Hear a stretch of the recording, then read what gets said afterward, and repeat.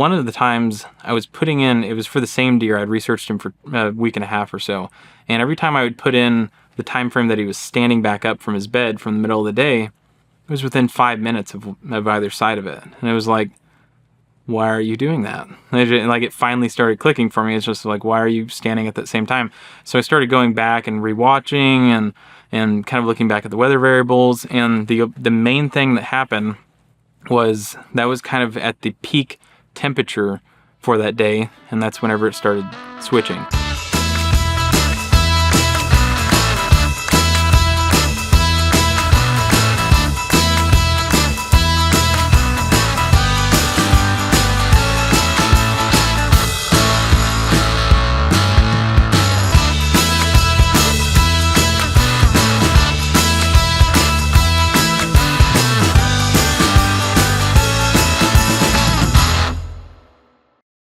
All right, Derrick Dixon, Whitetail Research. Now that you've done every podcast. Except you guys. Except us. We got you. Yeah. How you doing, man? I'm pretty good. Yeah, I'm glad to be here. I came all the way for it, so. Yeah. Yeah, the big show. Yeah, we got, right before you posted your first video, we were right there in your neighborhood. We were so close to you. And then we'd been home for like a week or two, and you dropped that video, and I was like doing some research. Figured out about where you were, and I was like, oh, man, we just missed him. Yeah. So then we tried to get in contact with you, and we're like, how can we get you to Alabama? Because I really don't want to drive back to Missouri right now. But so we made it happen. I appreciate you making the trip down here, man. Yeah, no, it's been fun. I had a good drive, so it wasn't too bad. Yeah. First impressions of Alabama? It was really green. Like in Missouri, we're not getting a lot of rain right now. And then also I was extremely impressed with the guys that run tractors and the brush hogs that clear the side of the highways. I mean, I talked to my wife for like 30 minutes about how amazed I was from how clean, like everything. It was, I don't know why they were doing that, whether it was because of deer or what, but like, I mean, it was very impressive. So props to those guys. Yeah, whoever's driving the tractor. Props to Aldot. Yeah. Good job, guys. Yeah. No, I mean, it was impressive. So yeah, that's a little sketchy. Yeah, that's all I got though.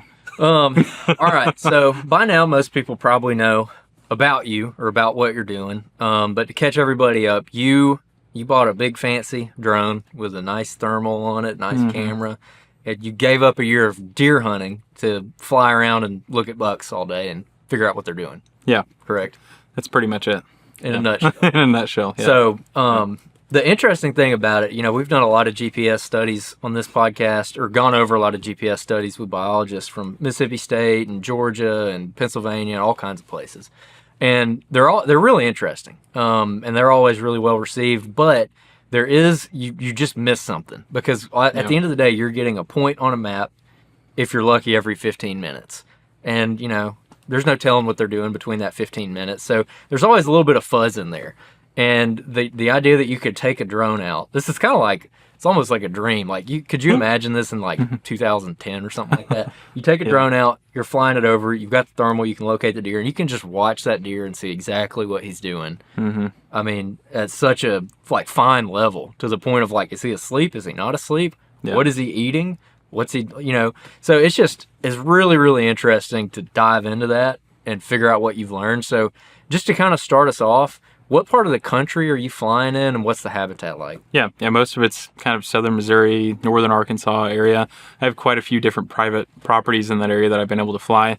I haven't done any public yet. I would love to get access to be able to do public someday.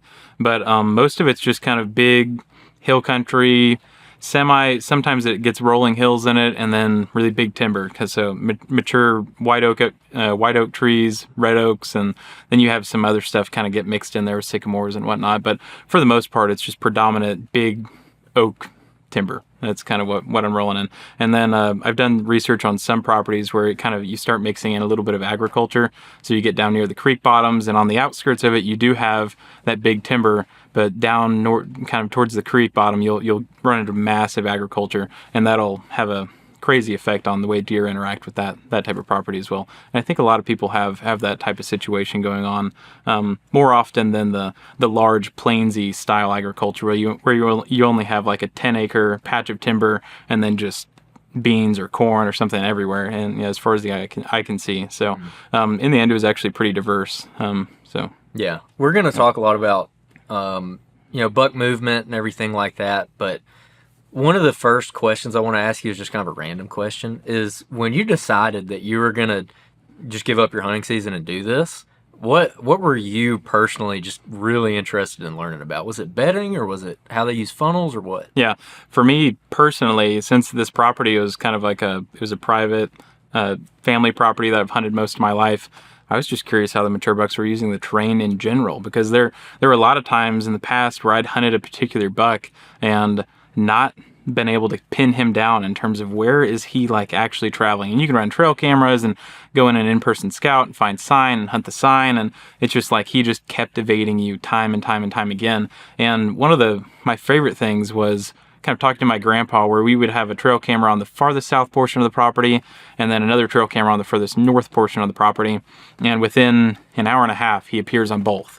And that's like almost a 2-mile trek. And it's like, how are you getting from point A to point B? That was one of the biggest things that started fascinating me, and how they're utilizing the terrain and whether or not there's a correlation with wind and thermals and exactly how they're doing it. So Yeah, dude, I'm sure that everybody listening to this right now has wondered that same question about, like, how could this deer possibly, especially if you're hunting like a WMA or something.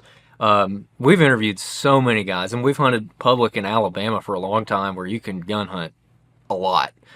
And it's like, you'll have a deer on camera, the deadhead behind you, for instance. Mm-hmm. We had him on camera, and we found him dead the following summer. So he got killed that year by something. Don't know what killed him. But we found him dead. It was like a mile away as the crow flies. And, I mean, we hunted all up and down where he is, and a lot of other people hunt that spot too. I'm like, how can he possibly go from there to there? Because he's not doing all of it at night, especially in the rut. So it's like, how can he do that all the time for years and still get to be like 5.5 or however old that he was when he died? And so it's just, I think to open it up, that's one of the first things that we want to get into.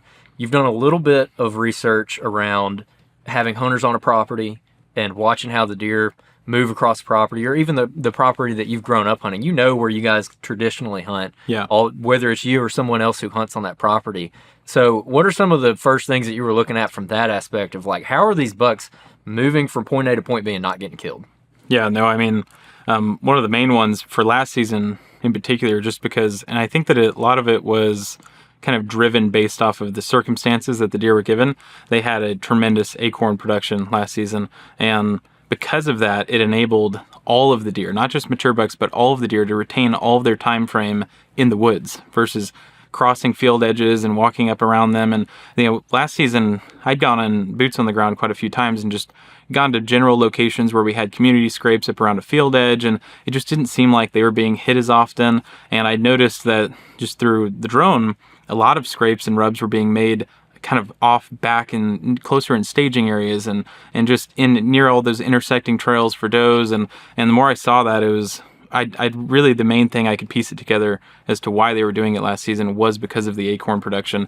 And I think that's one reason why this season is going to be so fascinating, is because my area has received this extreme drought, and now, you know, we're only going to have 25% or so acorn production that we had last year. And because of that, I think that guys that have available food sources that they've manually put in place, they're probably going to have a lot more success of having deer come into the field, I would think. But from what I've seen last season, ultimately, I mean, they were just using the terrain and traveling up into staging areas so consistently, and that was pretty cool. Yeah. Lost my train of thought a little bit there. So well, I was curious. One follow-up to that is, you're mentioning that these deer were kind of able to stick in their areas a little bit better because I guess they had food everywhere. They had an abundance of resources, so they didn't have to, like, go look as hard. Yeah. When you're flying around and you can see these deer, mainly hardwoods is, I guess, where your property is. It's mostly hardwood, so when the leaves come off, I mean, you can just see them, right? Yeah. It's not a lot of pines. Do you see that there will be, like, a concentration of deer in an area? Like, all the does are little bucks. They're all kind of, like, hanging out in this one area, and then you find the bigger mature bucks kind of off the edges, like around that nucleus of activity. Mm-hmm. I've seen that in the morning time quite a bit, but in the evening, not as much. In the evening, it seems as if a lot of those deer, especially younger bucks, are kind of seeking them out in general, the mature bucks, and coming and finding them. But because in the morning time frame, I'm seeing mature bucks make really long individual travels. and these just, I mean, sometimes 1,500 yards plus, and traveling at a really, quick clip. Whereas in the evening, they're just kind of walking back and ruminating and really just spending a lot of time browsing, and they're not going on really long. And that's where I started going and making the addressment of net displacement. Whereas in the morning, I'm finding these really long treks from net displacement, from whenever they're bedding to whenever they bed back down. Whereas in the evening, it's a lot shorter. In terms of total yards traveled, it's really consistent in terms of how similar they're moving and whatnot. But in terms of net displacement, it's a massive difference. And because of that, in the morning, since it's a little bit more missional in the way that they're mindseted, it seems like they're making a lot more individual treks along that travel route. Whereas in the evening, since they're kind of a little bit more lackadaisical, and it seems as if their day is over and they're ready to just sit back on the couch and watch TV and eat Cheetos, they're hanging around a lot of deer just naturally, because the area that they're spending their time in is near a staging area. It's near a food source, and they're not really seeking out something in the evening. It doesn't seem as missional as the morning time frame does, if that makes sense. What you just said directly is what Bronson Strickland, Mississippi State University, had seen with their GPS data, where in the mornings they're making these long treks compared to the evenings. The evenings are kind of that little staging area. They're not moving that far before dark. Yeah. Like some of them might only be a couple hundred yards, but in the mornings they're going for long treks really not just during the rut, but at different points of the season too. Yeah. He was seeing that with the GPS data. So it's interesting you saw that same thing. That's one of the reasons why I love mornings. I'm not an evening guy. I don't have a lot of success killing deer in the evenings. I love mornings because I don't really hunt food sources, more travel corridors. So it's interesting that you found that with some of those bucks. I don't want to take it off, Andrew. No, you go. I want to just go back to just that topic of how these bucks can navigate the landscape without getting killed. Especially like on a farm like what y'all have, your family property. You've got, especially during gun season, a lot of pressure out there. Relatively, everybody's got their spots, but there's quite a few people probably out there hunting. Yeah. And some of the other properties you looked at. Do you see any commonalities watching some bucks during those circumstances of how they're navigating that without getting killed, especially by rifle hunters? Yeah, well, I mean, if you're in a situation where you have properties with large food plots or large ag, and there's heavy amounts of food in one particular area, and these guys in rifle season are able to just go out and sit in their tower with their little buddy heater and just kind of hang out in that location and wait for all the deer to move into food, then yeah, they're seeing 10, 15, 20, 30 deer. But a lot of times the mature bucks, in fact, last season, like one of my favorite studies I did was on the mainframe 10 winner, and how I'd recorded him for 232 total hours. And I saw him walk into a field two times. And in that time frame that he walked into the field, it was like a 15-minute increment right at the last second of legal shooting light. So the available time that you would have had to shoot him, like say you were a bow hunter and you were actually hunting in that field or in a tower or maybe off on the edge in a climb or something, then you may have not even got a shot at him anyways. You probably would have just seen him and had an experience with him, but you wouldn't have gotten a shot. Whereas if you were just 30 to 50 yards right off the field edge, you would have seen him, like, I don't remember exactly what the number was, but quite consistently in comparison to just right up in the field versus 30 to 50 yards right off the field edge. So You were telling us at breakfast this morning an interesting story about you went out and you flew, I guess, a buddy's property where they were hunting, and your buddy was hunting a big food plot on, I guess, a ridge or something. Yeah. And he saw like one doe in the food plot. But meanwhile, you're watching with the drone and there's like 30 deer right off the backside. Can you go through that real quick? Yeah, this was an evening situation. It was late December, muzzleloader season, and he had not been seeing any deer pretty much that entire time frame. And we had a doe to buck analysis coming up because he was going to hire me for it in general. But he had noticed that they were hunting in their food plots and they just weren't seeing any deer. And he was like, "Hey man, I know you can't tell me what they're actually doing, but I just want to know for like after season. So like, come out here, fly the property, and do a study on, this guy's going to drive in with an e-bike. I'm going to drive in with my truck. I'm going to go to the big food plot, and this other guy's going to go to a smaller little area, kind of a little bit of a transition zone, actually. I think he was in a better location. And where are the deer?" And I was like, okay, I can come out and do that. And I came out, watched him drive to their locations, and not 45 minutes later, after he'd parked his truck and climbed up into his tower, that I was watching his big field. It was a 4-acre food plot. I think he had a mixture of some brassicas and maybe turnips and whatnot in it, but the predominant seed that he was planting was rye, I believe, which is just not that desirable of a food source until they don't have anything else, and then they have to go out and eat it. And like I'd said before, we had a really, really productive acorn crop, and whenever I was flying, they were all they actually were on the leeward side of the ridge. There was a north wind, 15 miles per hour, and I think it was late December, like it said, and it may have even been spitting a little bit of snow, which doesn't matter in this case, but just kind of painting a picture in your mind. And this, whenever I was watching, there were 28 to 30 deer all off of the ridge, just browsing acorns that entire time.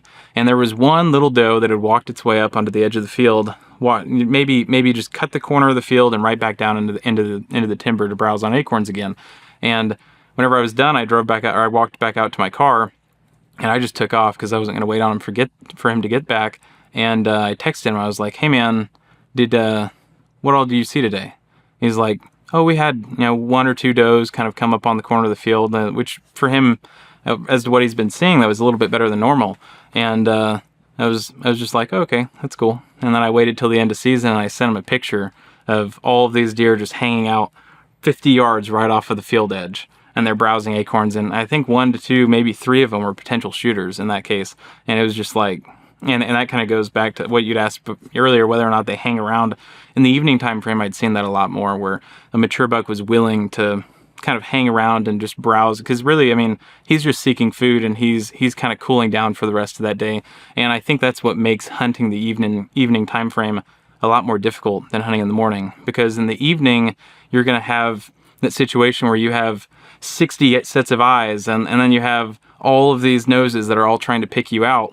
And in the morning, if you can pick off a buck in that kind of missional morning movement time frame, where he's making that long individualistic trek that's terrain driven, and you can hunt based off of those terrain driven features in your property, then you're going to be having a lot more success more often. You might not see as many deer, but you're going to have a lot more success. We're going to talk more about that a little bit later on in this episode. When you were watching your buddies access their stands, did you notice anything interesting? Like, did you notice that they were going past any deer or anything like that? Yeah, I mean, they definitely bumped quite a few deer, and I think that you have to realize what type of property that you're on and what you use as your motive of access on that property. So if you consistently go on your property and you're on an e-bike, actually that would be the only one that I would recommend something else on. Because if you have a private property, let's say it's 100 acres, and you go on it all the time, and you're checking trail cameras, or you're working on something off in it, or you're putting up a tree stand or whatever, and you're going in and accessing it consistently with an e-bike, then you're silent that entire time frame. And actually, you're going to do a little more harm than good, because the deer are going to see this random human figure on a silent motorized bicycle, and it's like, what in the world are they? And you kind of gave them a scare factor. They didn't know that you were coming. And if you're in a situation like that, I would recommend playing something on your speaker, like really loud music, or play truck sounds, or race car drag racing sounds, or anything, something that is just extremely loud that can let everything in the area know that you're coming. Because in a private land situation, if you travel your property on a truck or a UTV a lot, or if you're in ag land where there's tractors being used and kind of, once again, UTVs, then the greatest strategy for those is to just be dropped off. If you can have one of them drive you in, drop you off, and drive back out, you're going to have a great hunt. If it's you and a buddy, and you're both in a UTV, and you pull in and you drop your buddy off, and then you drive to your last stand, and then you hunt in the last stand after you park the UTV, you're not going to have that great of a hunt, probably. Yeah, this is something we've talked about in the past. A friend of ours did that on a local WMA, just walking in. There was two of our buddies. They walked into this spot. It's actually where we got that deadhead, that buck on camera. Mm-hmm. A big scrape and a little tight drainage that butts up against a pine thicket. And the way that you have to access this spot, you've got to walk right past the bedding. I mean, and when you're walking down through those woods, you cannot be quiet. Like, you just can't. And they walked down in there, and I think they saw that the scrape had been freshly opened. Like, hey, this buck probably came up here, opened the scrape, and went up in this thicket. He's probably in that thicket right now. And so our buddy Michael told our other friend, he's like, hey, you mind just leaving and just let me hunt here? You go hunt somewhere else? He said, okay. Guy leaves, Michael sits there, and I mean, it's maybe an hour later that buck came walking out and he killed it. Yeah.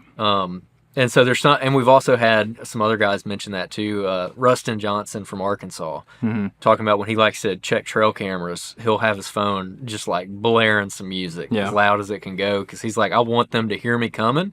And if they're going to hunker down, I want them to be able to hunker down. Or if they're going to slip out the backside, he's like, I want them to be comfortable and like know that I'm coming. I don't want to like get the jump on them or anything like that. Yeah. And like in a public land situation, like if your only mode of access is by walking, then maybe you and your wife or you and a buddy or somebody go out and walk the property every week or something. Just walk around it. And whenever you go in, say you have a buck that you're wanting to target really specifically and you have fresh sign like that, then I would recommend walking out there 2 people with your friend or with your wife, and then having them just turn around and walk back out. And in that situation, if there is a deer in that area, and say you even bumped a deer in that area, then they're going to hear whatever it was, just turn around and walk back out, and coast is clear. We're good to go. So. One thing we talk about with almost every guest on this show is map scouting. My favorite map scouting tool is lidar. If you're unfamiliar, lidar is basically like a 3D scan of the Earth's surface. I like to say it kind of takes away all the surprises. Lidar is now available on onX Hunt on their topography map. If you go to your app right now, click on the topography map, you can flip on that lidar feature and boom, it's going to come on and you're going to see what I'm talking about. The lidar is going to allow you to see things that are normally hidden from view. This might be ditches, bends and creeks, rocks, old road beds. I personally love old road beds because deer like to walk them. They're great places to find scrapes. They're great camera locations. And you know, before, an old roadbed or an old logging road might be something that you kind of happen upon while you're out scouting or hunting. Well, now with the lidar, before I go into an area, I can turn on that lidar and I can see exactly where those roadbeds are. Even old logging roads from the 1930s, you can still see them on there. So that allows me to go straight to those spots and check them out. It's just an incredibly helpful tool, and it's available now on onX Hunt. And hey, if you want to get 20% off your onX Elite membership, you can use the promo code SOUTHERN. Like I said, it's going to save you 20%. Go check out that lidar feature. You'll be glad you did. Know where you stand with onX Hunt. There's more of you guys getting into saddle hunting than ever before, and a common question we always get is how do you get comfortable in a saddle? Because there's so many moving parts. And today I'm going to give you 3 of the best tips that I have for getting comfortable in the saddle after doing this for about 8.5 years. Number 1 is tether height. Setting your tether at the right height is going to give you extreme comfort, but this is one big reason why you need to practice with it. I like mine right at nose level when I'm standing on the platform. The other is your bridge length. Having an adjustable bridge on your saddle makes it extremely comfortable to fine-tune that comfort, and I like mine extended out almost all the way. The third is how you sit in your saddle. Some people like the saddle sitting just below the belt line, which I've done in some saddles in the past. That made it more comfortable. Some are right at the belt line, and some are a little bit above the belt line. Now, having a very comfortable saddle makes it really easy to do all this stuff with less adjustment. And the Lone Star saddle from Latitude Outdoors is that saddle for me personally. I really like this saddle, and I really like the hip pinch reduction system that's built into the saddle that gives me a lot more comfort all day long with less adjustments needed. If you want to check out the Lone Star saddle from Latitude Outdoors, you can go to latitudeoutdoors.com for more information. You know, more big bucks probably get killed on clear cuts than anything else, especially when it comes to hunting in the southeast. And back behind me, I've got a really good example of what makes a good spot in a clear cut. So there's 2 main ingredients you want to look for. You want to look for low spots, and you want to look for habitat diversity. Right here behind me, I've got both of those. We've got this more fresh cut. It's just got some grasses and some saplings in it, but enough that a deer's probably going to feel hidden in it. They're going to want to be in it. And then this hill rolls off, and back behind me over here, we've got a pine thicket. And right there in that lowest spot, this clear cut meets that pine thicket, which is perfect. So I've got my 2 key ingredients meeting right in the same spot. That's how I can look at this clear cut that's over 100 acres, and I can narrow it down to the spot within the spot. Now, one challenging thing about hunting these spots that you got to watch out for is you could have a deer pop out at 50 yards, but you could also have one pop out at 450. For that reason, I like carrying a pair of range-finding binoculars. These are the brand new Ranger 3000s from Vortex. They've got great glass. They've got a great price point. They're thin and they're lightweight. They fit my bino harness just perfect. The reason I like carrying a pair of range-finding binoculars is so I don't have to fumble with 2 separate objects, like get my binos up, see it's a shooter, and then try to get the rangefinder out. I can do all that at the same time with these, which is going to save me valuable seconds. And if you've hunted something like this, you know that a few seconds can literally completely make or break your hunt. So if you want to check out the Ranger HD 3000s from Vortex, go to eurooptic.com, use the promo code SOUTHERN10. It's going to get you a discount on these binoculars or any other optics from Vortex. So y'all go to eurooptic.com, use that code Southern10. It's going to get you a discount on any Vortex products. Over the years, we've interviewed quite a few successful ground hunters when it comes to bow hunting, and the commonalities between all of them is using the shadows to their advantage. Having overhead cover, back cover, and a little bit of front cover that adds a little bit more shadows to their setup, which allows them to hide a lot easier. That's what we've done today and built this brush blind for Andrew to come in here with his recurve and shoot some does, hopefully early season when these white oaks behind the camera are going to be dropping. One important thing about blending in the shadows is having something that works camel wise in the shadows, and that's one thing I like about this mossy oak woodsman leaf jacket is it's a little bit darker in color, and to me blends in a little bit better to the shadows during early season when you have full leaves on those trees. This is something I'm going to keep in my backpack all season because it's really compact, it's really lightweight, and breathes really well, and I really won't need it until I need it, but it's going to be in my backpack the whole time, which is really nice because of how compact it is.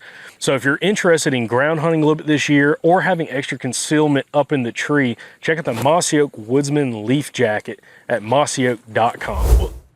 First off, there's people rolling over, screaming at the TV or whatever, like, that is the dumbest thing I've ever heard. Yeah. Second off, you hear a story all the time where, like, dad drops the kid off at a spot, you know, goes, like, in a blind or something, and then drives on the floor a little bit further, walks off, and the kid 30 minutes later, whatever, kills a buck, kills a nice buck slipping through. And I was told that all the time growing up. Like, people I knew, like, oh yeah, dropped old Jimmy off at the spot. 15 minutes later, he killed one. And then you think about it, especially in a lot of these places, especially public land or private land, deer aren't always super far off the roads. Like, they're listening, they're here, and all that kind of stuff. And some deer, not all of them, because we're going to talk about personalities of bucks at some point, seem to be a lot more curious than others. And we've seen that on trail camera. You go put a trail camera out the very first time, put a camera out. It could be on a scrape, it could be on a trail system. A lot, not always, but a lot of times you'll have that one buck, and it might be 45 minutes after you were there, come slipping down, looking, investigating, and you might not see him again for a while. And it's like, clearly, somehow he knew you were probably there, came and investigated, and bounced out of there. And we've seen other guys talk about that with trail camera. Like, there's like some bucks that seem to have a curiosity with them. But like you were saying, talking about like playing loud music on the e-bike, kind of what you're getting at is you didn't want to jump scare or scare something Correct. where they don't hear you coming. And that's the advantage of kind of the opposite of what you hear. A lot of people are talking about e-bikes. Oh, it's quiet, I can get in, get out real quiet. But the thing about using a side-by-side, a four-wheeler, a truck, a tractor getting in, they hear you from a long ways away. Also, they probably, depending on the property, you're kind of used to that sound.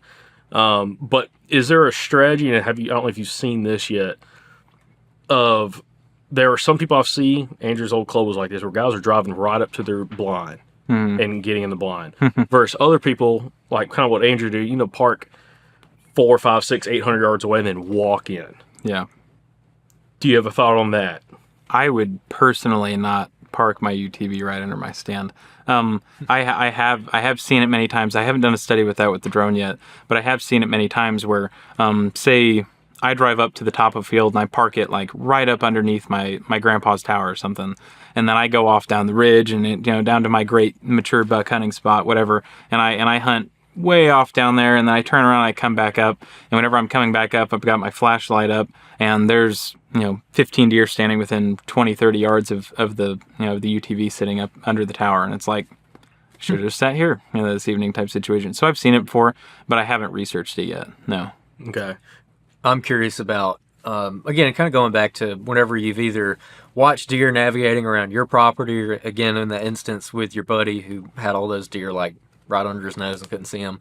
Do you ever see, especially bucks, like scent checking or somehow checking like a food plot or something before they go into it, or checking out like a bedding area before they go into it, like trying to get a wind advantage or anything like that? Not as much bedding area, because a lot of the times with the bedding area, whenever I've seen them, a lot of mature bucks are kind of bedding quite a bit lower, unless they have something else to their advantage as to why they need to be bedding up high. But most beds that I've seen in hill country terrain have been kind of on that lower third of a ridge, so type section, kind of positioning themselves in a whether it's a microthermal hub or it's an actual large thermal hub, positioning themselves on the lower echelon of that to allow all of the scent and everything to kind of pull and swirl down at the bottom to give them that advantage. And in terms of, I forgot what else you'd asked there. Like something approaching else a food source. Oh, approaching a food source. Yeah, that one gets pretty interesting, because approaching a food source, I've seen them, like, say you have a food source up at the top of a field, and there's a really hard 10 to 15 mile per hour wind. I've seen them approach it from the windward side of that ridge and just kind of hang out and linger in the staging area right up against the field, not 10 to 15 yards off of it, and never enter it. But I've wondered whether or not they're able to actually scent check anything off of that, whether maybe the sun is low enough and it's allowing those thermals kind of in the field to find a way to drain off in their direction. I don't think that it's possible though with a wind that's as strong as that was, but I've seen it multiple times where a buck has came in on the windward side of a food plot where it's a really strong prevailing wind, something that wouldn't allow thermals to come back down in his direction, and he just kind of lingers in that staging area. So I don't know that it plays that critical of a role of getting downwind of a food source, and I haven't seen that often. So like in the instance with your buddy who had the 30 deer 50 yards off the food plot, Yeah. You don't think that was necessarily them, staging up where they can really smell that food plot before they come out? You think it was just because there was like acorns on the ground right there? Yeah, I think it was partially acorns, and I also think that it was that particular location was really close to where they were also bedding. They happened to be bedding on the leeward side of the ridge at that time, which doesn't happen all the time. I mean, it's like a 40-50% chance that they're going to be.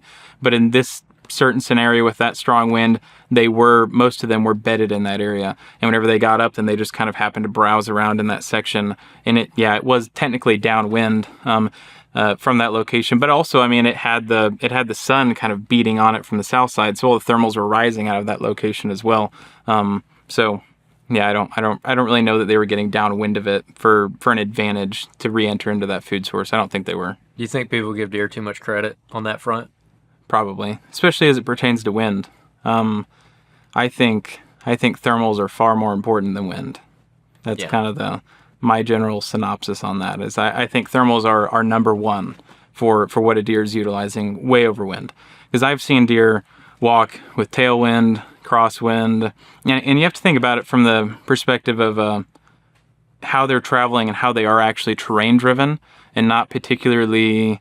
Like, a deer just can't stand out of its bed in a situation where they're going to be terrain driven and walk with a headwind that entire time. They're going to have to walk with a crosswind. They're going to have to maybe circle back and walk in a tailwind, and they're not going to have the wind to their advantage that entire time.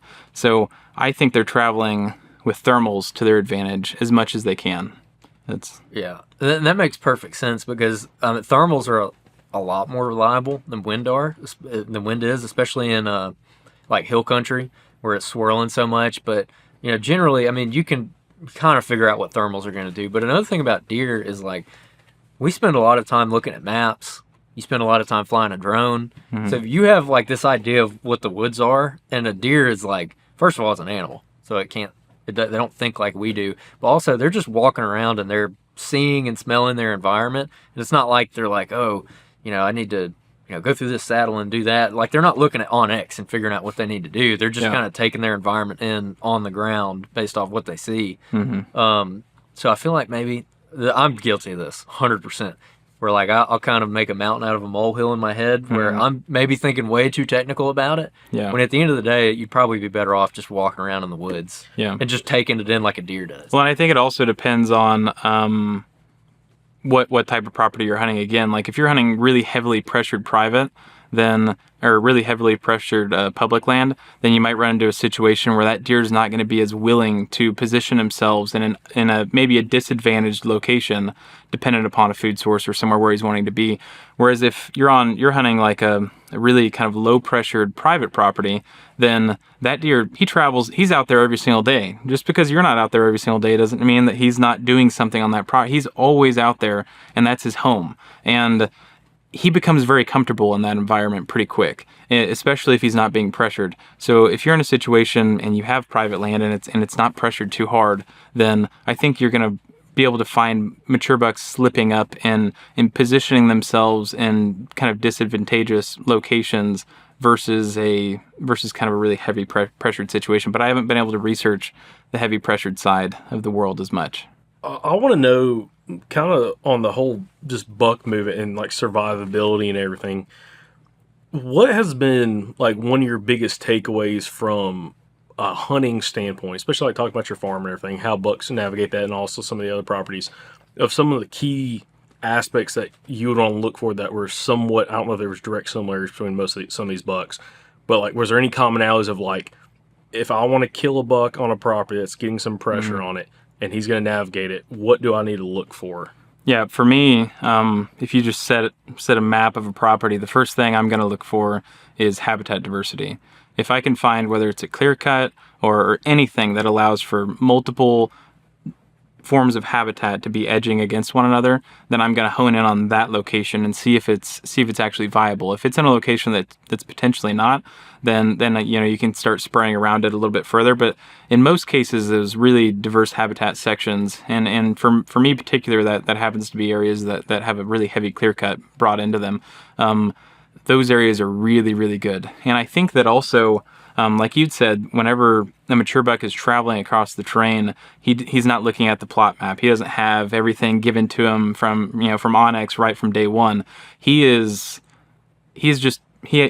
a goal in mind from where he is from point A to point B, and as he moves across it, he kind of has these, kind of like why deer produce signpost scrapes. And whenever they see this, then they kind of like re-engineer in their brain that this is exactly where I am, like I thought I was, and then they can continue to base off of that. Same thing with clear-cut edges, where whenever they make it to a clear-cut edge, it's almost as if it's just like this barrier, where I'm walking through the woods and I go up this ridge and kind of, and really not on the same trail every single time towards the clear-cut. They can be within a 50-yard variance towards the clear-cut. But once they hit the clear-cut edge, then it's like this wall hits, and then they just turn and they walk along the clear-cut edge all of a sudden. So they have re-engineered in their brain where they are at that very moment. So that's like a focal point of travel, is like those edges like that. Is that what you're kind of saying? Yeah, 100%. So like they could be coming from different areas, but at some point, if there's that habitat there, and I want to figure out what would make it viable versus not viable, which I'll get your answer in a second. But yeah, those. Is it more the corners or just the edge of the clear cuts is more that focal area for the travel? I just think just the edge of the clear cut in general. Just walking until they kind of run into it type situation. And then once they hit it, then they use that to travel around very, very consistently. And they also have the security cover of the clear cut they can bounce through, bounce out of with travel, and also bedding, browse. You have a lot. That makes a lot of sense. We had a lot of clear cut country down here, so it's interesting to hear that. Well, that's interesting too. Like there's some places that we've been hunting for a couple years now. And over the last, really especially last year, I've been trying to do more of this where when I leave the truck, I'm not looking at my phone at all. And I'm just walking through the woods and I'm trying to figure it out, just like how I did when I was a kid before I had onX or anything.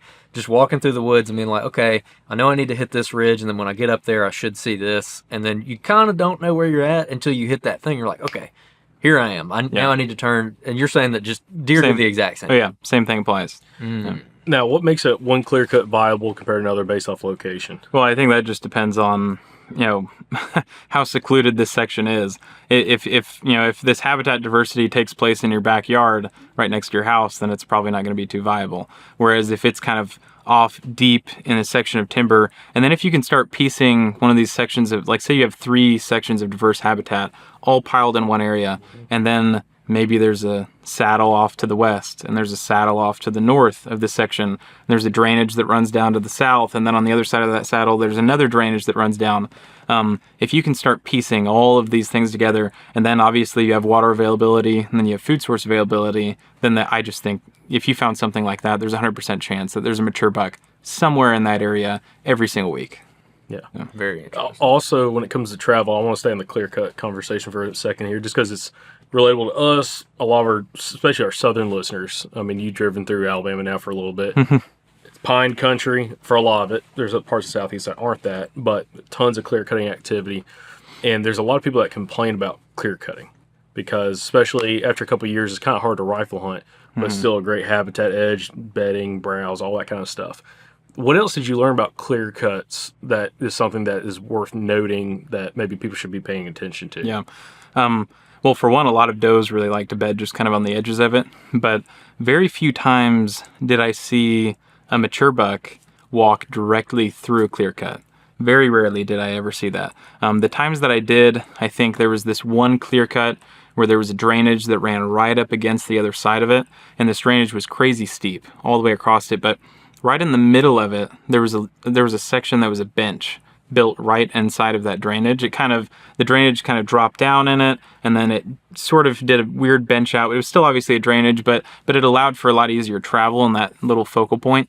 And I'd seen a lot of deer make the cross across the clear cut, even though it wasn't that desirable of a thing to do at the time because it was so thick, and hit that bench because of how more efficient it made them to travel from point A to point B in that scenario. And I've also seen whenever a mature buck makes it into a clear cut, they kind of, I don't know if you guys have ever heard this before, but if you go stand in a clear cut, same thing like as a human, and you're set on one side of it, and now you're given the task to walk to the other side of it, you're probably going to look up. That's going to be your first thing. And if you can locate like a big pine tree or something that's off standing in a clear cut, just walk a straight line to those and connect those dots. And a lot of times the mature bucks are doing that exact same thing. They're connecting those dots across a clear cut. Yeah, we've seen that. We were hunting this place in South Alabama, and it was a longleaf savanna. Like, I don't know if you've ever been in like a longleaf pine savanna, but there's a tree. The trees are real spread out, big longleaf pines, bigger around than a telephone pole.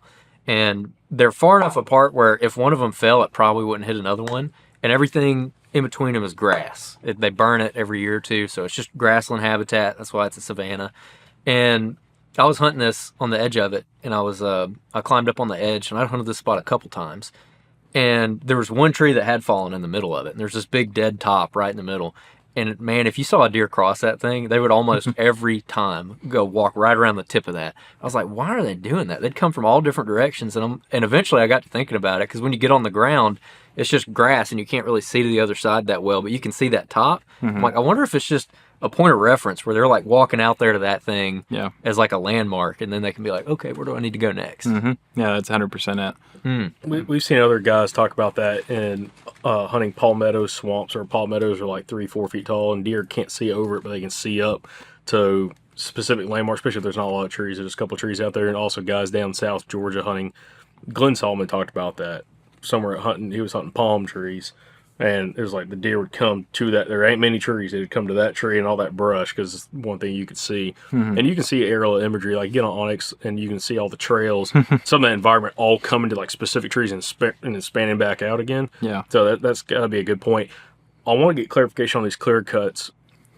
What do these clear cuts look like? Because I'm sure it's different from ours. Yeah. So, like, what's the height of the vegetation? Is it just hardwood saplings growing up? Yeah, these ones, I mean, they're pretty tall now. I think that most of the clear cuts that I'm seeing are 7 to 10 years old. Okay. So, yeah, and whenever you stand out, I mean, they are really dense and thick. But there are areas where you can pick out those pine trees if you just look up still. So it's not as crazy dense, and it's probably, I would assume it's a little bit easier to walk through than what your guys' is. I'm not 100% sure, but I would like to think that it probably is. We'll show you one in a little.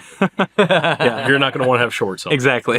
Yeah. So okay, so that's good. But again, kind of going back to the clear cuts is like a focal point. Seems like something about those edges, if it's in the right spot, deer are going to travel. And which, we've had plenty of guests in the past talk about that. Just habitat diversity, habitat edges is natural places that deer want to travel, especially bucks. Yeah.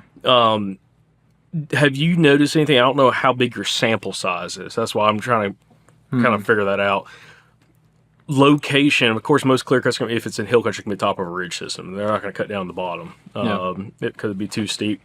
Is there anything else about a clear cut that is worth noting from like scouting it, hunting it, travel, sign, anything like that? I'm just trying to figure out if there's anything else there. For me, if you find a clear cut and it's pushed up against really close to the edge of, say, a field, and maybe in that field the guy's doing a food plot or something in it and spending a lot of his time up there and hunting. But there's a thin strip of actual timber that runs that connection, whether it's 20 yards wide or it's 100 yards wide. That thin stretch of timber right up against the field, right up against the clear cut, that's going to be one of the hottest spots on the property. Yeah, plenty of spots like that in the hunting club. Good. Yeah. Ooh, check. Which I've seen that on public land too, or just openings like that. But yeah, I mean, it's like that standing habitat diversity right there. That's the place that you go and you'll find scrapes and rubs and just sign cutting in every direction right there. Yeah.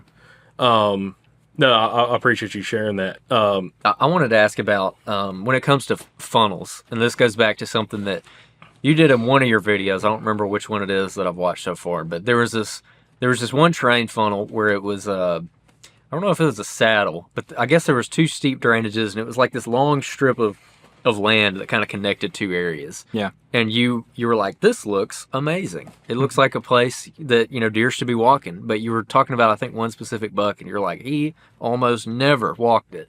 Yeah. Was that just too good of a funnel? Like the deer knows, he's like, man, if I walk down that. Well, yeah, I mean, it wasn't just him that wasn't using it. I mean, there were quite a few mature bucks that had made that trek through that area, and they just opted to drop down into the drainage behind it and around and walk past it.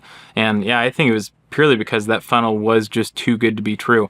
I think maybe if it was shortened, if it wasn't like 80 yards long of just a extremely tight, I think it was 30 yards at the most in width, that was walkable, then maybe a mature buck would travel across it just because it's not as much of a risk because it's so short. But since this one was so long and it was so narrow across that entire little section, it would have been amazing to set up as a hunter. But from the perspective of a mature buck, and you're kind of one of your number one goals in the back of your mind is surviving, and you kind of think everything's trying to kill you all the time, then walking across that's like a death trap, because you make it into it, and then something just magically appears on the other side of it, and then something closes you in on the backside, and now you have nowhere to go except for off the edge of that cliff or down that bluff on the other side. So, is that a spot that gets hunted on that property? I think that spot's been hunted in the past. Okay. Yeah, but it doesn't get hammered. yeah. No, and really, there's not a lot of sign there either. I think that there's some trails that move through it in a couple locations, just because whenever deer do walk through that location, then it kind of beats it down a little bit. And I've seen some does move across it, but rarely have I seen bucks actually move across that spot. So just to clarify, also, is it a saddle?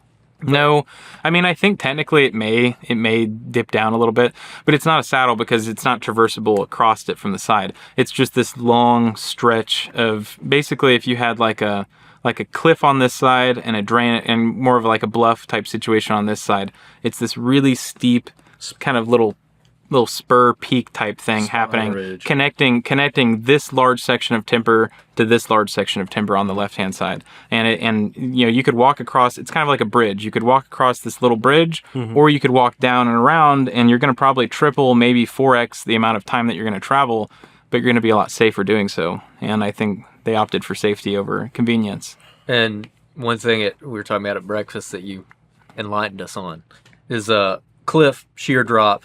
But you're saying that this technical definition of a bluff would be it's a steep slope with rock outcrops, but it's not like a sheer cliff. Yeah, I don't think so. Maybe don't put that in the video if I'm wrong. But all you Alabama bluff guys, let us know in the comments. Thinking bluff. I mean, whenever I go to a lake, then a lot of times whenever people are jumping off those sheer cliffs, then they call them bluffs, like jumping off of the high bluff.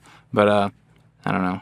Anyways, it's just trying to instigate stuff. So how dare you? Yeah, so basically it's like a bridge. And I'll Google it. How about that? No, don't worry about it. Don't worry. It's okay. Yeah. So you're saying that you're seeing deer often rather than walk across this bridge-like spine of a ridge. Yeah. They are quadrupling their distance because they just know. And like, man, if I walk across that, I'm going to get and effort too. They're using way more energy doing that. Yeah, because they're losing elevation and then I'm assuming gaining, and then having to gain it back. Yep. Wow. Well, while we're talking about bluffs and cliffs, okay? Oh gosh, how do you see? Maybe talk to us a little bit more, because talking as a funnel, because we've had a lot of podcast guests talk about this from all over the southeast and up the Appalachian mountain range. Gotta make sure. You better say it right. I gotta say it right. The guys in Virginia, North Carolina yell at me.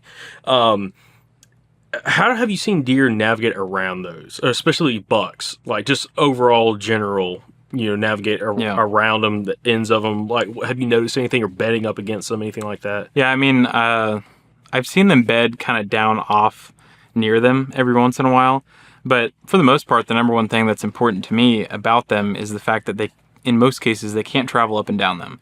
So every once in a while, you'll see like kind of at the top of one of those sections of a bluff or whatever, they can travel along that top edge, and they will. But yeah, no, to me, the most important part about it is just kind of marking off that whole section as non-traversable. And the more times you can do that across the property, then the higher even if it's a 100-yard funnel, like I'd said before, versus a 15-yard funnel, it's still technically, you're creating a funnel where deer are going to have to travel in that section of terrain. And the more that you can do that across the property, the more you're going to be able to up your odds by hunting in those higher odds situations where you have habitat diversity, saddles, things like that.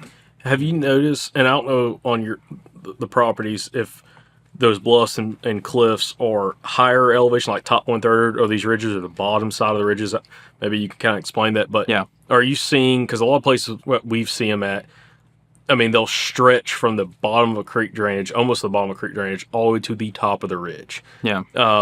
But and then other places, like in terms of height. Yeah, or other places, the top third. Like you'll go up 2/3 of the ridge, getting 300 feet of elevation. That top third will be the bluff, and you'll find sign both top and bottom. But have you seen more activity on the top side or the bottom side of those bluffs and those cliffs? Yeah, top side. Top yeah, side. for sure.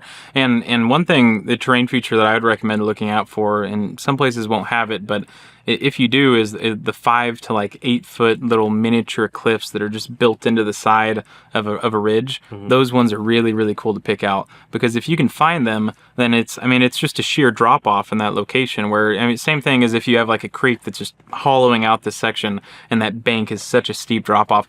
Every once in a while, if you walk up and down that creek, you'll eventually find the spot where they're kind of hammering it out, and that's where they go up and down, but really nowhere else. But in this situation with a little sheer cliff that's 5 to 8 foot, they're not going to hammer out a section of that. They have to go around it. So if you're able to find those little types of features, that just small little tidbits where deer cannot travel up and down it and they have to move around it, and that's my favorite thing. But yeah, to answer your question, top side. Now, going back to the cliffs and bluffs, are they more at like the bottom third of these ridges, or are they more close to the top of the ridges?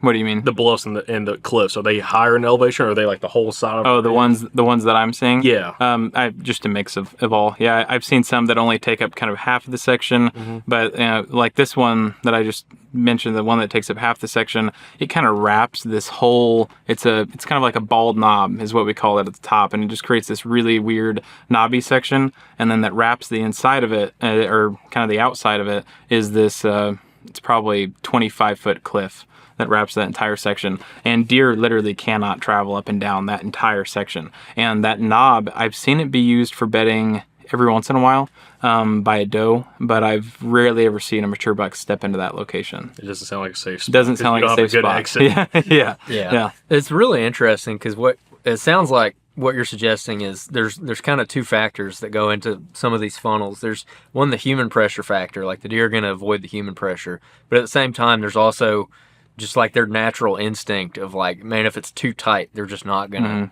they're not gonna walk through it. Is that what you've seen? Yeah.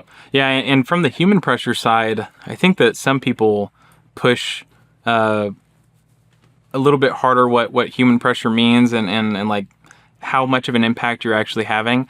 If you have like 500 acres that you're going on per se, and there's roads carved out on that 500 acres, and you go out and you travel on those roads across that entire time frame, and you're not really stepping into the timber more than 30 to 50 yards, you're probably not having much of an impact.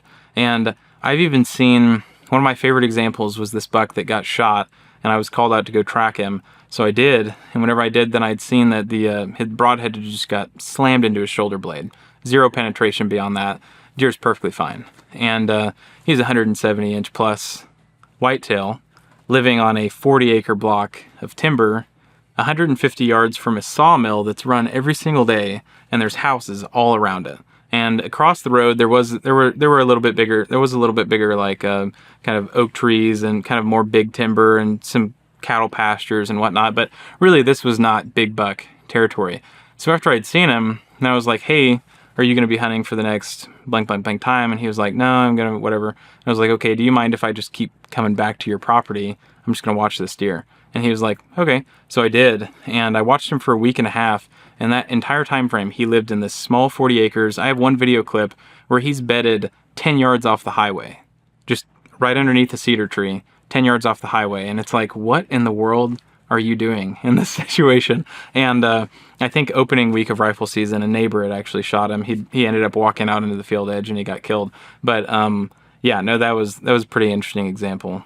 So, man, that's fascinating. How do you now that you've been doing this for your own hunting techniques and everything, how do you kind of square that? Like, which funnels are good funnels versus bad funnels, if maybe some of the most obvious intense funnels are the ones that they're avoiding? Yeah, I mean, I think a lot of the more obvious ones that on areas that I hunt, they generally, I don't know, I would be looking for funnels that end in something that would be a bad result, kind of like with the Bald Knob, where there's that cliff that wraps it and it just doesn't seem like a good place to be bedding. If you have a funnel that kind of goes down into a bottom, and I mean, it's just an amazing funnel that entire way down, but at the bottom, you look on the other side and it's just this kind of big bowl, and there's a ton of boulders, and it's just really it's not a type of terrain that deer are going to move up and down. No matter how good that funnel looks, he's probably not going to be traveling up and down it. So I want whatever funnels that I find to be connected to more things of high odds moving on past that location. Do you have examples that you could talk about from what you've seen, like filming wise? Like examples of some of those funnels, like what some of that you found in the past? Yeah, I mean, my favorite ones are whenever you can take like a really steep drainage system, multiple of them, and then you, like I'd mentioned it before, if you have multiple saddles, and that whole idea is off of a section of the terrain that I've studied, where there is multiple habitat diversity, and then there's a drainage that moves up from the south, one that kind of moves up from the northeast and then there's multiple saddles. And from this one small location, it might be 250 acres of a block of timber, but connected to it on the other side, it starts funneling down in multiple other areas with semi-similar terrain. But really, the cool thing about this piece is to the north, it's a lot more traversable. There's not as many of these types of tight funnels. But to the south, it becomes really hard to travel, and then it becomes really kind of flat and open again, and easily traversable once again. But once you're coming to this whole kind of metronome of a lot of types of saddles and terrain features and whatnot, I don't know, I would just try to focus on that, because hunting the larger timber that kind of flattens out and whatnot, it's going to be a little bit more difficult. Can you talk to and explain, because I want to kind of simplify this, because there's a lot of people that watch and listen to the podcast that are also newer hunters, and they use the term funnel, okay, which, I want you to clarify, like, what do you describe a funnel? Mm-hmm. But also I want you to clarify, what do you call a funnel? How do those drainages funnel deer? How do you see those steep drainages funneling deer? But like, how would you describe a funnel first off? Yeah, to me, a funnel, I think traditionally from a hunter's perspective, you view a funnel as something that's like really tight, like 10 to 15 yards wide. And like, it's just this really steep little section, or really, really tight pattern of terrain. And for me, it's anywhere where deer are forced to travel. So whether it's 100 yards wide, 150 yards wide, if they are forced to travel through this section to go from here to here, then to me, that's a funnel, if that makes sense. Mm-hmm. And what was the thing? And then, like, okay, how do you see them using those drainages and funneling around those drainages? Yeah, oftentimes if you have a really steep drainage and you don't have a situation where, like the one I'd mentioned earlier, where it kind of had that weird benched out section in the middle of it, if it's just steep all the way along that entire section, and even if you also go into that drainage and there's a ton of deadfall and it's just really not that traversable type of terrain, they're wrapping the top side of it all the time. All the time. Like literally, I think I mentioned in a video once where if all you did as a hunter going into this next season was mark the top of every single drainage on your property and then find a way to hunt the highest odds situations out of all of those with the best entry and exit, then you're gold. Yeah. Now, also this plays back into, I said we weren't going to do this, but I'm going to jump back a little bit to what you're talking about, morning versus evening movement patterns and movement bouts. Bucks in the morning seem to be going a lot further distance. You said upwards like 1,500 yards versus in the evenings, a couple hundred yards, 300 yards or so. In the mornings, did you see any kind of similarities between how different bucks were navigating across the landscape and how they were navigating across all those terrain features? Yeah, I mean, the number one thing that I've learned that I like to say off of their morning travel route is how efficient that they are. And whenever I start to introduce the idea of like their efficiency, it's not as much in terms of how efficient they are traveling the terrain as it is intersecting doe trails all the way across that entire time frame. And I'm seeing where a mature buck can travel from a morning movement and intersect maybe in scent check like 35 to 45 does, and obviously that's dependent upon deer density in your area, but very, very efficient in the way that he's able to travel from point A to point B, really not move at that fast of a clip, 750 to 1,000 yards per hour, and just scent check every single doe in that little location, just by walking, intersecting trails, and scent checking the ground. And whenever he picks up something after he scent checks the ground, then and he's interested in it, then he kind of hooks off of his main trail and he'll circle back and he'll walk within 30, 50 yards of a doe or of that group of does. And he'll just kind of start walking back left and right and scent checking the ground that entire time, trying to pick out and navigate which one of the does was piquing his interest out of the ground scent that he'd scent checked earlier. And if it doesn't continue to pique his interest beyond that, then he just moves right back to his main trail, continues on his trek. Also, how do you see them using or utilizing elevation, lower elevation, high elevation, and so on, navigating the landscape specifically in the mornings? Yeah, I mean, to me, it seems I haven't actually written that down or anything, but it seems like they're kind of using that upper third more often than not. But there are times where the funnel comes into place where they're forced to travel down into the bottom and then back onto the upper third. But I'm seeing a lot of upper third activity in the mornings. Yeah, in the mornings. Okay. Yeah. Okay. Very cool. Now, how does that flip flop for the evening? So the evening's not traveling quite as far before dark, but you were mentioning earlier that they're kind of more congregated around other deer and staging areas and stuff. Yeah. Is there anything notable that you've learned from evening movement bouts that may make it huntable? Because we've had a lot of guys on the podcast, they prefer evenings when hunting specific deer. We've had biologists say that from the aspect of if you can figure out kind of where you think they're bedding at, the general area, not specific bed, but general area where they're bedding, and you have a predetermined potential food source or doe group that you can kind of slip in there while they're all kind of laying down, get in there early enough and make advantage of it. What's your thoughts on that with the movement belt and any kind of opportunity that would be there? Yeah.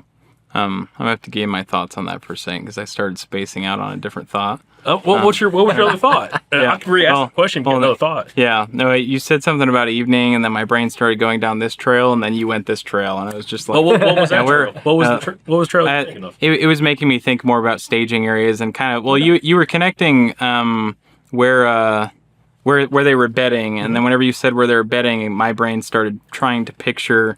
in coordination with where they were bedding and where I'm seeing a lot of deer moving in the evening and kind of positioning in their staging area. And then how in their brain they're trying to utilize that from a hunter's perspective to pick them off potentially at an advantage.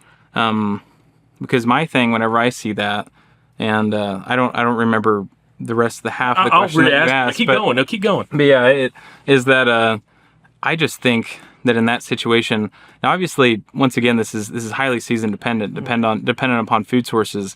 But from what I'm seeing in evening movement time frame outside of the rut is they're just around so many other deer that it makes it a lot more difficult. And a lot of times, I'm also seeing where whenever that mature buck is moving up to a staging area and he's hitting rubs and maybe he goes and visits a community scrape back off in the staging area, then other deer are seeking him out as well. They're coming into his location and trying to see, in particular, younger bucks, and they're wanting to analyze him and see exactly what he's doing. Whereas in the morning, he's making such a long travel route, no one else is following him, and he's all individual that entire time frame, which makes him significantly more huntable, in my opinion, whenever he's all alone, versus in the evening where he's going to have a lot higher condensed of deer in the area. So yeah, so. Kind of going, you talk about like them kind of being around other deer in the evenings. This kind of goes to that question, but we've had this come up a couple times with different guests where they bring up that it seemed like some bucks that they had hunted, and this is not necessarily during the rut, but where they would be bedded in the afternoon getting ready to go to, say, a predetermined food source, where there was an oak flat, food plot, ag field, whatever. It almost seemed like they would bed in areas where there was a buffer of other deer between them and some of those food sources. And some of these guys had talked about like the challenge of trying to get close enough where if you get too close, you're bumping these deer. That's then alerting that buck that's further into whatever that cover type is. It makes it challenging. Did you ever see examples of that where, the buck, like you said, the buck maybe be associated bedded around some other deer, but there's deer between him and that predetermined food location that you'd see him go out to in the evening? I mean, I've seen it before. I can't say that I've seen it at a high percentage rate. A lot of times I've seen where a mature buck is bedded 40 yards away from the field edge where the main food source in that area is. But kind of, leaning back on last season, since acorns were such heavy production, that really food source was everywhere. So, in terms of the field edge, though, he was kind of 40 yards away. But, man, I had another thought slip that you had mentioned on there, and it made me think about it. And it was so good. No, it was good. It was amazing. And I was like, I have to bring this up because it's such a great thing to talk about. It just slipped my brain again. Well, the again, the whole idea of, bucks kind of being associated with some of these other deer around these food sources in the evening kind of makes it a challenge. And it kind of goes into, from a huntability standpoint, did you have any takeaways from hunting evenings and maybe things that you learned from watching some of these bucks last season that could be not only helpful for you, but other individuals as well after being able to physically watch these animals, these bucks moving to these locations in the evening? Yeah, I mean, I would be trying, even if you did have a available food source that was dominant in the area where you had a low acorn production, I would still be finding myself sitting back out of the field edge, kind of near those staging areas where a mature buck is going to go and he's going to linger in that area for a significant amount of time prior to entering the field. There's often times where, if, say, you're late season muzzleloader hunting or something over a really good food source, and you have does in your field or maybe other young bucks for 30 minutes to an hour and a half, he's probably pretty close by. And he may pick up something on you, but he's probably hanging out in wherever that staging area is based off of where he was bedding prior to that. Can you describe, what does a staging area look like? Is there any commonality to it, or how would you describe a staging area? Just from what I've seen, in particular with my drone versus my hunting instinct, whenever they make it to these little pockets, as to what everyone kind of refers to as a staging area, there are a significant amount of rubs being made in that area over scrapes. I'm seeing an extremely high density of rubs being made in that area. So maybe a scientist has a better answer as to why that would be. But I'm just saying, like in particular, I can think back, the first image that pops in my mind is the mainframe 10 winter. I can see where he's making like 10 to 15 prior to ever even moving up closer to the edge of the field. He's just hanging out in that little staging area and just hammering rubs all over the place. So interesting. Maybe they're just bored. Maybe they're bored. Yeah. Which also, in a lot of those situations, he has other bucks around him as well. And maybe that's their form of communicating, or he's kind of showing off a little bit more dominance to one another.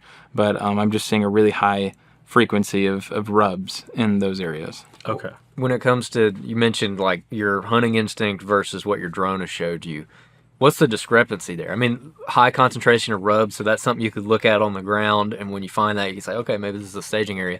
But what else is there? Like, maybe what were your preconceived notions, and then what did your drone show you?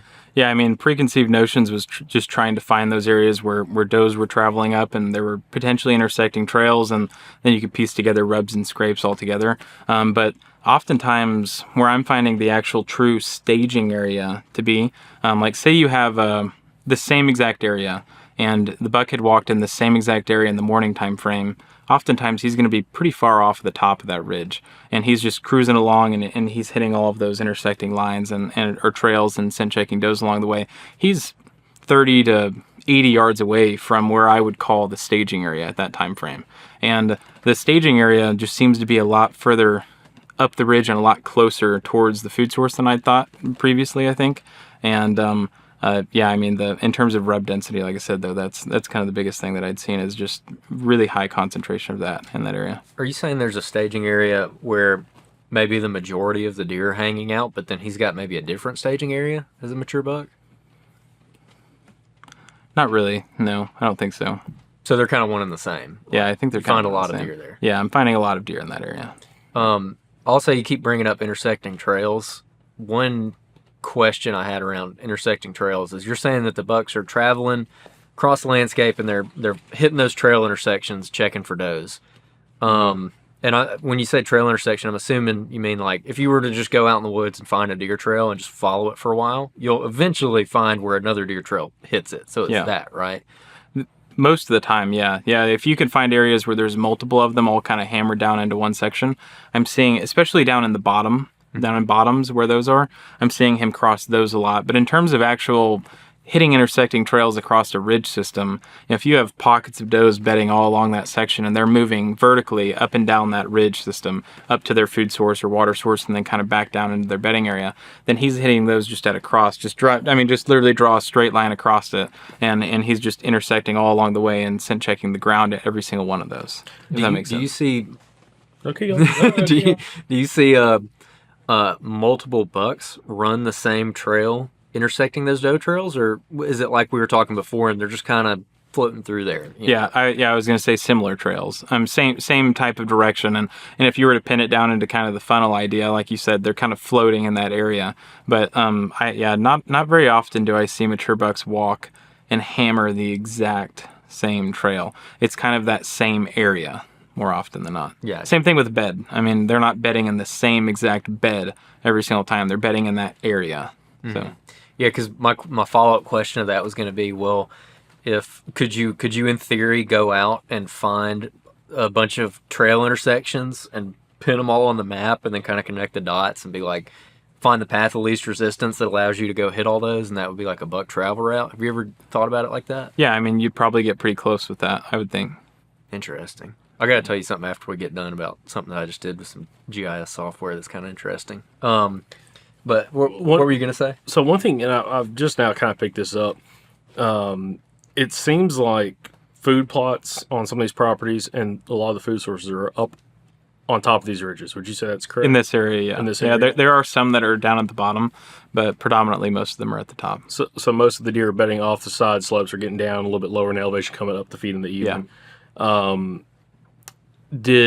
Especially with last year being a good acorn producing year, did you see, again, more also use cases of them feeding on oaks and acorns down in those bottoms a little bit, or was it pretty much them kind of going up on top of those ridges on that one property, those properties? Yeah, I felt like I was seeing them mostly just kind of on the sides of the ridges, not really going down in the bottom too often. The main area where there is a food plot down in the bottom, in fact, was the lowest trafficked area on the property.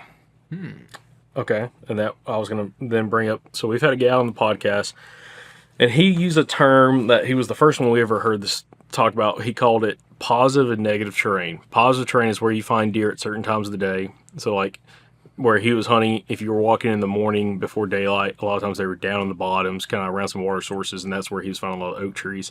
Where the positive terrain during the daylight was a little bit higher elevation, kind of where they were bedding at. And then the negative terrain was flip-flop. So negative terrain in the mornings would be kind of a little bit higher up where he was at. Negative terrain in the evenings would be like these open bottoms where like the deer were just not at during daylight hours. And using that for navigation, kind of figuring it out for navigation so you had less chance of running in and bumping deer, both feeding or bedding when you were accessing a spot. Did you ever find on some of these properties what you would call negative terrain where like deer just were not at very often? Yeah. Well, this example is probably prime for it. And I think the reason why it was so unpopular was that whenever the sun, kind of in the wintertime, it's kind of mainly hitting those south-facing slopes. And in this case, the south-facing slope, which would have been to the north of this food source, it was kind of on the bottom of a north-facing slope is where the food plot was. The north, or the south-facing slope right in front of it was a cliff, that entire section. So it was non-traversable, one, and at any point that thermals were coming down off of that, it's not going to be that advantageous for anyone down in the bottom of that section anyways. And then to the top of this section, it was extremely hilly and terrainy and just not a lot of deer activity in that direction either, and probably not a lot of human activity or anything as well. So, with the sun kind of beaming on the south facing and that north facing having thermals fall down in that bottom, then I just don't know that was a really advantageous section of terrain for deer to be in at any point, from a thermal advantage or from where they're wanting to travel in general as well. But a lot of people have hunted it and had a good time being down there, seeing a couple deer, but not a lot of big bucks have been seen down in that area ever. So from my drone or from a hunter perspective. Interesting. So. Okay. Very interesting. I had a question about those steep slopes too, by the way. We've had some people, like recently we interviewed Dr. Dwayne Diefenbach from Penn State, and they did the deer forest study, and one thing that they were seeing, and we've seen this mirrored in some other studies as well, and just people that we've interviewed who've hunted and kind of observed this, was that especially in high pressure areas, the mature bucks really liked those steep slopes. They would be on those steep slopes. And I've wondered, is that just because that's how they naturally survive, or is it just because there's so much pressure they kind of get forced into there? So I'm just curious on your take on that. Yeah, I would assume that it's because of pressure. Because for me on these properties, which they're pressured, but they're not like heavily pressured. They have roads and people travel on the roads type thing.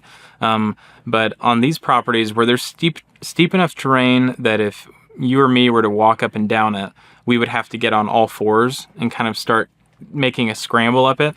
I'm not seeing deer going up and down that type of terrain very often.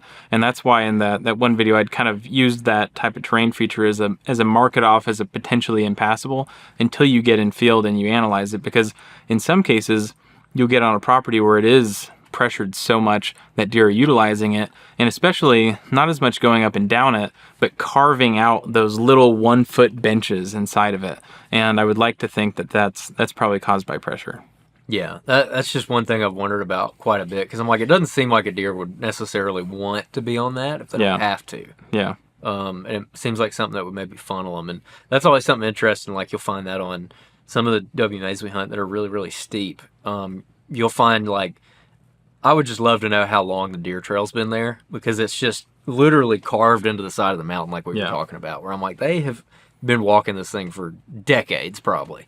Just because, I don't know, easiest way from point A to point B that's the safest.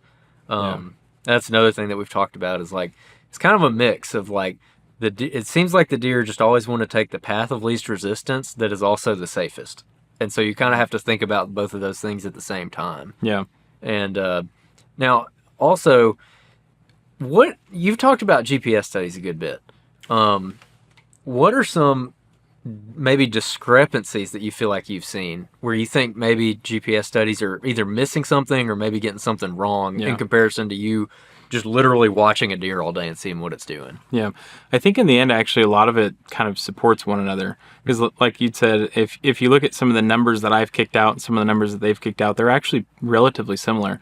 But the thing that GPS color studies are going to miss over anything is they're really, really good at picking out movement, and then they're really, really good at picking out kind of general bedding areas. But it's going to be just those individual behavior type things. And also in a situation where, say, a buck beds down in the middle of the day or at 10 a.m. or something, and he gets bumped up and he starts moving again. In a GPS color study, all you're going to know is that he stood up out of his potential bedding area and he walked out of it for a really unknown reason at that time. And you can start looking at weather variables and all these different things, but I can tell you whether or not a coyote just came in and bumped him out, and that's why he did it. And I can tell you whether or not potentially doe and estrus just walked 30 yards past him and he kind of got a little bit interested and he stood up and he walked down and crossed over to the other area and scent checked the ground right behind where she had just walked, and then he decided probably not and bedded back down. So these little types of things that you're just not going to get until you have video on them, those are really the main advantage for a thermal drone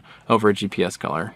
Yeah, that makes perfect sense. Yeah. No, but in terms of having like a dramatic difference between the research that I've had, I can't really say that there's a massive one. I would say that my movement data is going to be a lot more accurate because, I mean, I have 24/7 footage of the deer that I'm watching, and I can guarantee you how many steps he took. I can tell you how many times he defecated. I can tell you everything that he did throughout that time frame. All of the weird little nitty-gritty things, I can tell you it all. Whereas a GPS collar, it's just like, well, he's probably bedding here, he's probably moving here, and he's probably bedding here, he's probably feeding here. Like, it's just a lot more basic on the format. Man, it's so crazy. That's so crazy.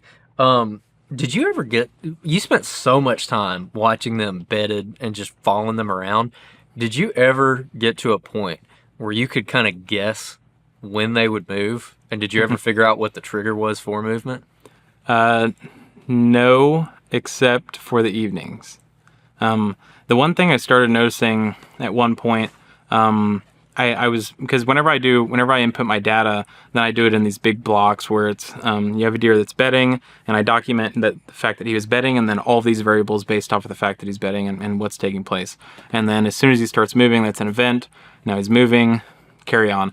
And one of the times I was putting in, it was for the same deer. I'd researched him for a week and a half or so. And every time I would put in the time frame that he was standing back up from his bed from the middle of the day, it was within 5 minutes of either side of it. And it was like, why are you doing that? And like, it finally started clicking for me. It's just like, why are you standing at the same time? So I started going back and rewatching and kind of looking back at the weather variables. And the main thing that happened was that was kind of at the peak temperature for that day. And that's whenever it started switching. So in theory, that's whenever thermals starting to switch and swirl in his area, and he would just stand up. So the moment that I saw that, I started really paying attention to that every single time I'd go out and watch a deer. And you could almost just look at your weather app on your phone, and whatever the peak temperature was for that day, as soon as it started to kind of drop off, within 10 to 15 minutes of that time frame, he was going to be standing up. And I saw it time and time again, and it was just like, this is kind of freaky. And whenever I say stand up and move, that doesn't particularly mean that he was like standing up and just leaving. Sometimes he would stand up for 30 minutes and he would just browse around in his little bedding area. He'd clean himself. Maybe another deer would come in and they would kind of clean and, whatever on their faces and whatnot. And then he would move out. But yeah, the main point was the fact that they would get up at that time frame. So. Oh, that is interesting. See, Yeah. that. I mean, we've all been there. Like, you're in the stand or whatever, and then it gets to that certain point in the evening, and like you just kind of feel it switch. Like the sun gets low enough where most of the things are shaded, and you're like, all right, you got the head on a swivel. Like you just kind of know intuitively as a hunter. Yeah, when you've been hunting for a while. But so nothing with like the moon, nothing with weather, none of that. Yeah, no, I haven't pieced anything together with the moon. Weather, I mean, there's some potential things with weather and bedding locations that I've seen where like strong inclement weather is causing deer to kind of tuck themselves deeper and further. But I've also seen this one buck bed on the windward side of a ridge, 25-mile-per-hour winds, spitting ice straight into his face. He's just facing the weather. Just eating it. And he's getting ice build up on his antlers as he's sitting there looking into the storm. And it's like, what are you doing? It just goes against all, because like you start thinking you're seeing a repetitive pattern, and it's like, okay, like maybe this is kind of potentially groundbreaking. And then all of a sudden a deer does that, and it's like, well, throw that out the window. That doesn't. It's just David Goggins' buck, stay hard. I was gonna say the doe might have broke up with him. The other thing, just while we're talking about, like you were saying, like it seemed like that when that temperature started dropping, deer kind of get them on their feet. Did you see anything with certain conditions with fronts pushing it in a temperature drop midday or anything like that? If that affected anything? Not too often. That I think that also whenever you're getting that happening, I was probably paying more attention to the wind shifting that was taking place more than the temperature change that was occurring, because a lot of the times for me last year, whenever that was happening, it was happening in the middle of the day. So a buck had already done his morning travel route, and say you had a south wind at 2, 3, 4 miles per hour, and then here comes a storm, big cold front coming back from the north, and that wind starts shifting around to the west and then all the way back around to the north. And I was able to see that, and I was correlating it more to wind than I was temperature. But from what I'd seen, that does do something. It causes bucks to get up on their feet. And I think, I'm not 100% sure, but I think that the reason that they do get up and move based off of a wind shift isn't as much for the advantage for where they're bedding. I think that where they're bedding would have been, because in some scenarios I would see a buck bedded on the leeward side of a ridge for a north wind, and it's a south wind, and it just kind of going against that logic. But he's down in he has a massive thermal advantage where he's located. And then the wind shifts around to be a north wind, and all of a sudden he decides he needs to get up and walk around this entire ridge system and relocate himself completely.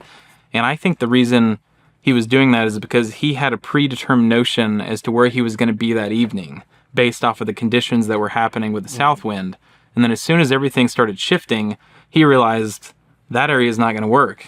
So he starts shifting around into a completely different location to give himself a better advantage for that evening time frame, if that makes sense. I don't think it's as much trying to relocate himself for a betting advantage as much as it is trying to relocate himself for an advantage whenever he gets back on his feet for the evening. Oh, that's a really interesting thought. Yeah. Yeah, that's really interesting. I have a question about the Flatland area that you've done a little bit of work in, agriculture and whatnot. What? You not ready for that? No, I've got something that to me relates to the hill country before we get. Okay, one more. Okay, go. Okay. So since you tracked this bucks, I'm sure you saw them making scrapes, rubs, all kind of laying down all kinds of sun. I'm sure. Did you see any consistent usage of scrapes or scrape locations or anything interesting you found from scraping activity? Yeah. No. I would say that there is definitely something to the idea of a scrape being hot at certain times and then it kind of going back cold for another certain time frame and then it being reactivated and be hot again for whatever reason. And then there's some that they're community scrapes and they're always hammered nonstop. And I mean there were definitely probably 4 scrapes across the main property that I'd researched that were hit consistently by different deer, many different deer, and at all times throughout the season. From as soon as they started, kind of in that October-ish time frame, and maybe in September, and then all the way into February, I'd seen them hit it. So if that kind of answers that a little bit, I didn't focus on them as much as I probably could have, but. This is more so I was just thinking like following a certain deer and you seeing him hit scrapes potentially. Yeah. That's kind of more where I was thinking. But by the way, those 4 scrapes you said that would get consistent activity. Was there any similarities between location, between bedding, food cover, water, anything like that with those locations, or travel paths or funnels or anything like that? For the community scrapes, oftentimes I was finding those ones to be kind of the most popular spot for me, at least, was around a pond bank. If you kind of wrapped around the side of a pond bank right up against the wood edge, that little area it seemed to be pretty popular for the community scrapes, at least. Okay. So, yeah. Very cool. So we've been talking about, again, you flying a drone around, watching deer, exactly what they're doing, and we've been talking about funnels and hill country. But you also flew a little bit of flatland with a little bit of agriculture. Do you have any insights about any kind of funnels or anything like that you noticed in flatlands? Yeah, I mean, pretty much take any little advantage that you possibly can get in flatland. So if you have a creek that runs through the property, walk the creek and find any section of the creek where it has just a really steep drop off where deer can't travel through that type of section. Fencing and whatnot is often not going to be viewed as something that creates a funnel. I'd say maybe if you had really tall fencing, potentially, but if you just have kind of standard 3-wire, 3-strand something running, then they're just going to jump right over it all the time. But the biggest advantage with this property from a hunter's perspective was that while there is a lot of agriculture on the front side of it, there's also a lot of timber that kind of buds up against it to the south side of it, and that timber does have some terrain features in it. Not really large terrain features, but there's a power line that runs through it, and on one section of the power line it dips off really, really steep. And a lot of times deer just walk around that little steep section. And really where that played into that section's advantage was that that power line kind of ran and it created a 15 to 30 yard strip of timber right up against the field edge. So whenever deer were moving from their bedding area off the timber out into the field to browse, then they're being forced to exit the timber from a particular location. And that's just kind of an example of taking any little edge that you can get from your timber that you have around your agriculture to fine tune where they're being forced to walk out at, if there's even a chance for it. So, but yeah, not a lot of terrain features in this area, so there's not a ton of funnels that are actually being created, and oftentimes it makes it more difficult in this area to find where the bucks are actually bedded because there's so many deer in this small little area that are bedding. If you have 500 acres, then there could be 250, 350 deer, and there's just doe beds all over the place. So to be able to actually go in and locate what you know for sure as a mature buck bed, and then try to navigate how he's traveling that section and getting out of the timber, it can be pretty daunting. There's so many deer, it's hard to keep up with them. Yeah, it's hard. It's just hard to keep up with. Well, it's not hard to keep up with them from the perspective of me with the drone, but it's hard to keep up with them from the perspective of going in and scouting that terrain and then trying to navigate exactly how he's exiting the timber and how he's utilizing it on foot. That part's difficult just because there's so much activity. How did habitat diversity or habitat edges play a factor for movement on that more flatland property? Yeah, pretty large. I don't know that it would create much of a funnel though, because a lot of the habitat diversity on this section was to the south of, was even further to the south of it. So you had kind of agriculture, timber, and then habitat diversity on the other side of it. And beyond that habitat diversity, there wasn't much food availability. So you really had the timber, which was holding acorns, which is, allows them to browse in there as much as they want to. And then you had the agriculture, which a lot of times from what I was seeing last season, especially mature bucks, they were just kind of browsing around in the woods and the acorns all day long. And then within the last 10 minutes of light, all the way into dark, that's whenever they would walk out in daylight and go in and browse in the food plots, if they were going to at all. Some cases they didn't. So, I've heard this from guys hunting flatland is deer using low spots coming out into fields. I don't know if that property had anything like that in that agriculture or anything you've seen this summer so far. But did you ever see anything like that of them using just lower spots, whether it's 5-10 foot elevation? I've seen it on other properties, not that one, where you kind of have a big field and it just kind of creates a little low section. Then yeah, I mean, naturally they're going to use those areas because thermals are going to pull down into that section. So if you have that terrain feature, absolutely. Yeah. Interesting. Now, so you flew your drone all last season. I'm assuming you're hunting this year. You're not just flying a drone? Maybe a little bit. I'm probably going to be doing a lot of research. He's going to keep the content going. Yeah, I mean, what the heck? I'm a researcher now. So, but he's hanging the hunting hat. Yeah.